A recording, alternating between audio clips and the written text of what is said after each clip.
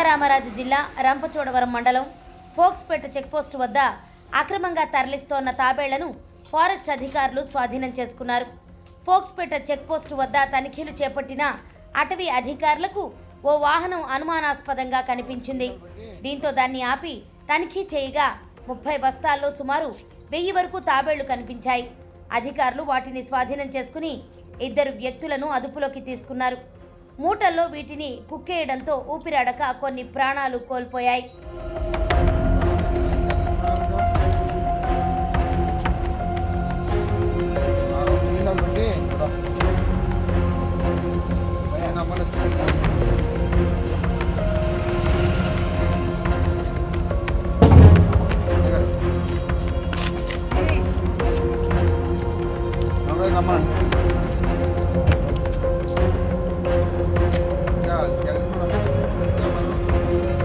మైదాన ప్రాంతమైన రామచంద్రాపురం నుండి ఏజెన్సీ మీదుగా ఒడిశాకు వీటిని అక్రమంగా తరలిస్తున్నట్లు ఫారెస్ట్ రేంజ్ అధికారి కరుణాకర్ తెలిపారు.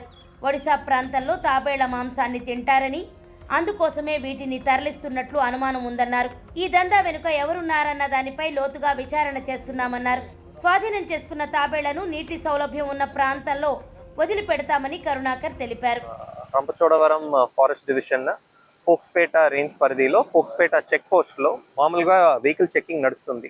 అప్పుడు ఒక వెహికల్ చెక్ చేస్తున్నప్పుడు అశోక్ లైలాండ్ బాస్ వెహికల్లో ఆనియన్స్ తీసుకొస్తున్నారు. బండి చెక్ చేసినప్పుడు కింద ఒక 20 గన్నీ బ్యాగ్స్ మూటలో టర్టిల్స్ ఉన్నాయి. ఇండియన్ ఫ్లాప్ షెల్ టర్టిల్స్ని చెప్తారు. ఇది మన గోదావరి ప్రాంతంలో, గోదావరి చుట్టూ ఉన్న మండలం ఆర్ జిల్లాకల్లో పాండ్స్, లేక్స్ ఇలాంటి లొకేషన్స్లో ఎక్కువ దొరుకుతాయండి. దీన్ని ఇక్కడ నుంచి ఒరిస్సాకి స్మగ్లింగ్ చేస్తున్నారు. దేనికంటే అక్కడ మీట్కి ఎక్కువ వాడతారు ఇది.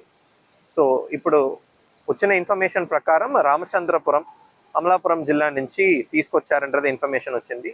2 అరెస్ట్ చేశాము. ఎంటైర్ వెహికల్ని కూడా సీజ్ చేశాము. టోటల్గా వెహికల్లో 1589 ఇండియన్ ఫ్లాప్ షెల్ టర్టిల్స్ దొరికింది. దాంట్లో 1426 ఇప్పుడు బతుకుతుంది.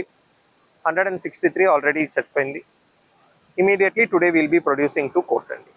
ఫర్దర్ ఇన్వెస్టిగేషన్ ఇంకా చేస్తాం. దీంట్లో ఎవరెవరు దీంట్లో ఇన్వాల్వ్డ్, బ్యాక్ లింకేజ్ మొత్తం కూడా we will be investigate. Orissa తీసుకెళ్తున్నారండి.